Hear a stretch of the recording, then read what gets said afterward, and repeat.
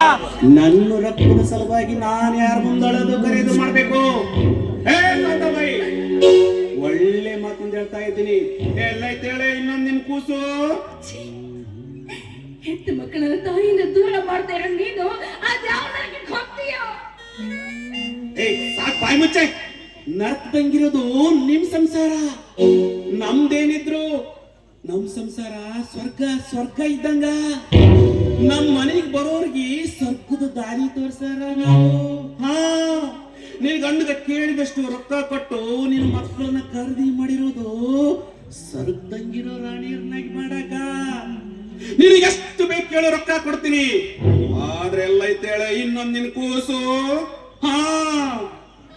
ಬರೀ ಬಾಯಿ ಮಾತಿನಿಂದ ಕೇಳಿದ್ರ ಹೇಳೋ ಹೆಂಗ್ಸಲ್ಲ ಇದು. ಶಾಂತ, ಇನ್ನೊಂದು ಕೂಸು ಎಲ್ಲೈತೆ ಹೇಳು. ಹಣದ ಆಸೆಗೆ ಹೆಣ್ಣು ಮಕ್ಕಳನ್ನ ಮತ್ತೊಬ್ಬರಿಗೆ ಮಾಡ್ಕೊಳ್ಳೋ ನೀನು ಒಬ್ಬ ಗಂಡಸೇನೋ? ನಾಚಿಕೆ ಆಗ್ಬೇಕು ನಿನ್ ಜನ್ಮಕ್ಕ. ನೀಚ ಎಣ್ಣೆ. ಗಂಡು ಮಕ್ಕಳಾಗಿದ್ರ ದುಡಿದು ತಂದು ಕೊಡ್ತಾ ಇದ್ರು. ನೀನು ಹಣದಿರವು ಹೆಣ್ಣು ಮಕ್ಕಳು, ಅವು ದರಿದ್ರಗಳು. ಅವ್ರನ್ನ ಸಾಲಿ ಓದಿಸಿ ದೊಡ್ಡವ್ರನ್ನ ಮಾಡಿ ಮದುವೆ ಮಾಡಿ ಮತ್ತೊಂದು ಮನೆಗೆ ಕಳಿಸ್ಬೇಕಾದ್ರ ಲಕ್ಷಾಂತರ ರೂಪಾಯಿ ಸಾಲ ಆಗ್ತೈತಿ. ಸಾಲದ ಸಲುವಾಗಿ ಸಾಯುವರೆಗೆ ದುಡಿಬೇಕು. ಇದು ಎಲ್ಲ ವಿಚಾರ ಮಾಡಿನೇ ಶಾಂತ ನಾನು ಈ ನಿರ್ಧಾರಕ್ಕೆ ಬಂದಿದ್ದೇನೆ. ಚಲೋ ಮಾತಿನಿಂದ ಕೇಳ್ತಾ ಇದ್ದೀನಿ. ಇನ್ನೊಂದು ಕೂಸು ಎಲ್ಲೈತೆ ಹೇಳು. ಇಲ್ಲದಿದ್ರ ಈ ನನ್ನ ಚೂರಿಗೆ ನಿನ್ನ ರಕ್ತದ ರುಚಿ ತೋರಿಸಬೇಕಾಗುತ್ತಾ?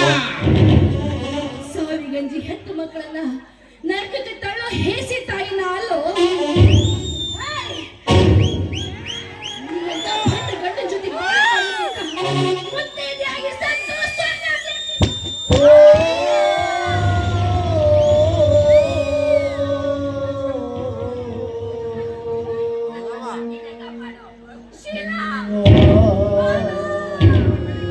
ಅಯ್ಯೋ ಯವ್ವ, ಏನ್ ನೋಡಿದ್ದ ಯವ್ವ? ಪೊಲೀಸು ಕಂಪ್ಲೇಂಟ್ ಅಂತ ಈ ಕೇಸ್ ನನ್ನ ಮೇಲೆ ಬಂದ್ರೆ ತಿರುಗಿಸು ಕಾರು ನಟಿಯ ಹೋಗೋಣ.